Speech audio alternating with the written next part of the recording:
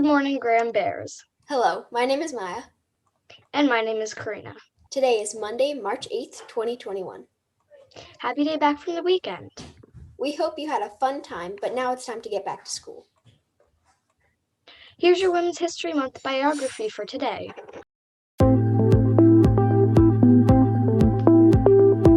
In 1961, the first American man in space, Alan Shepard, was launched into the sky aboard the Mercury Redstone rocket, but it was only 22 years later that the first American woman went into space.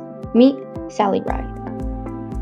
Sally Ride was born on May 26, 1951, and died on July 23, 2012, at the age of 61. Sally grew up playing tennis and learning about science, physics, and math. Her parents got her a telescope when they saw how bright she was, and she fell in love with it.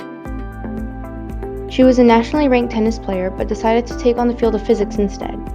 Sally went to Stanford University and got her PhD in 1978. She got much media attention as the first American woman in space. Her flights were the Challenger in 1983 and in 1984. Sally would have went again in 1986, but the Challenger exploded before her flight in a tragic accident. She served on the Presidential Committee investigation of the disaster, as well as on the 2003 committee that looked into the Columbia disaster. After leaving NASA, Sally became a physics professor at the University of California, San Diego, and she started a company with her friends called Sally Ride Science. They hosted programs to inspire all kids in STEM fields. She said, "I would like to be remembered as someone who was not afraid to do what she wanted to do." Sally Ride was an inspiration to many young women and children, and the leader of breaking the gender barrier at NASA's astronaut program.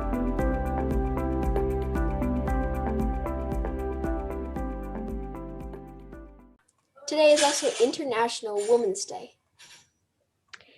This day is for helping create a gender-equal world. You can celebrate this observance by acknowledging women's achievements, raising awareness against bias, and taking action for equality. Today is also National Peanut Cluster Day and National Be Nasty Day. What type of holiday is that? But still, please don't be unkind to anyone. In fact, this would be the perfect day to do something kind for someone you care about. Maybe you can make cookies for your family or write a thank you note to someone who has been supportive of you through this pandemic. You know the marshmallow test, right? It's a test where parents put a marshmallow in front of their kids and leave. The kids then have the option to eat the marshmallow right away or wait and get two instead. But did you know that the cuttlefish in a recent Cambridge University study passed this test? That's right, these aquatic creatures showed amazing self-control by waiting for a better snack to show up in their tank.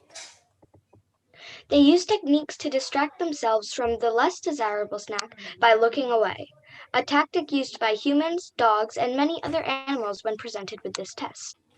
Self-control is sometimes known as the cornerstone to intelligence. So maybe these squid-like animals are really smarter than we thought. Last Tuesday, Santa Clara County entered the red tier and left the purple tier.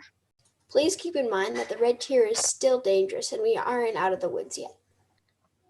Keep on following safety protocols like social distancing and wearing masks. This shift in tiers will allow for the first wave of students to go back to school. 6th graders might start going back to school in just a week. They will eventually be followed by the 7th and 8th graders. It's now official. Graham School will not have your schedule ready until March 15th after 3 p.m. And on this day, you will not have school because it is a teacher in service day. Please wait until we send information to you about pulling your schedule. We are working on it as fast as we can.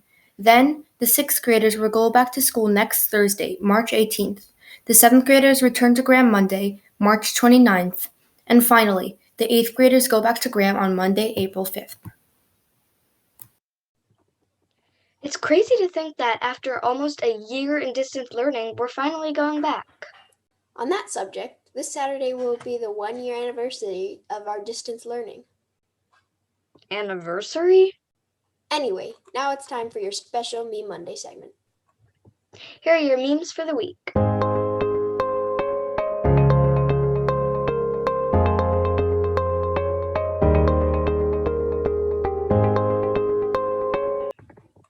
Thank you to everyone who sent in memes, and we are sorry if we couldn't include yours this week. If you would like your meme to star in Monday's announcements, please send it over to memesgram@gmail.com. That's memesgram@gmail.com. Now, here are your Bear Awards for the week.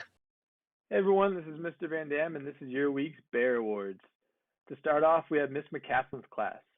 First off, we have Joshua C. Joshua has started off trimester 3 great and is consistent with submitting his PE work.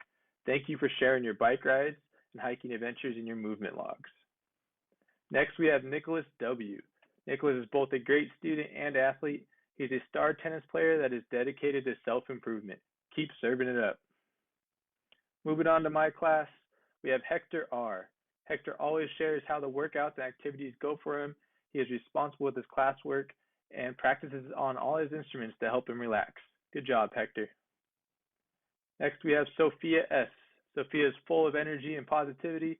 She is always willing to share her experience and ask questions when needed. Keep it up, Sophia. Moving on to Miss Corral's class. To start off, we have David S. Ms. Corral likes the improvement and work ethic she has started to see in David last trimester. This trimester he's starting strong. Keep up the good work. Next, we have Chelsea M. After a slow start to the school year, Chelsea has stepped it up. Ms. Corral is proud of the work she is turning in. She also asks clarifying questions. Last but not least, we have Mr. Brown's class. To start off, we have Nyla B. Nyla has excelled consistently in PE class. Mr. Brown does not believe she has turned in any late assignments. She is always on top of her learning, and in her free time, she enjoys reading. Great job, Nyla. And last, we have Paulo C. Paulo does excellent work. When Mr. Brown reads his fitness logs, he knows he is going to write something to put a smile on his face. No sugar challenge. Outside of school, he plays tennis and rows at a high level. Great job, Paulo. Awesome job to all of you out there. Keep putting in the hard work and doing the extra work to get your PE work completed. Keep it up. Have a great day and go Bears, brought to you not at all live by GMSTV.